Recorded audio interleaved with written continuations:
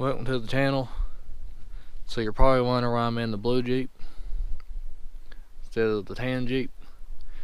Well, I've been driving this one around for a little while, and I always did like how this one went off-road. I just think everything feels a little bit better, so I've decided just to go ahead and stop with the tan Jeep.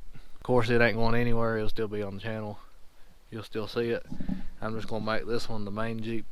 So this Jeep will be getting the new axles instead. It'll get the Dana 60 front and rear.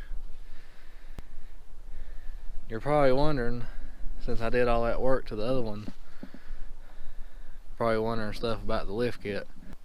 So this Jeep here has the same lift in the front. It just had different shocks, so I swapped the shocks out yesterday, and the only other difference is the rear leaf springs, and I also swapped them out yesterday. So got all that swapped. I'm right now prepping the axles so we can get them under it, and I'm gonna put the winch bumper on here. But I wasn't really expecting to change the plan. I just felt this might be a better choice, and there is a couple things I like to do to it. I do want to get frame stiffeners, especially when I put the Dana 60s on. There'll be a lot more weight.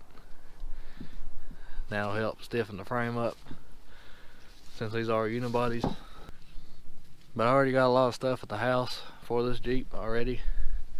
I think you guys will like the build. So guys, let me know what you think. Hope you like the video. Thanks for watching. Please like and subscribe for more.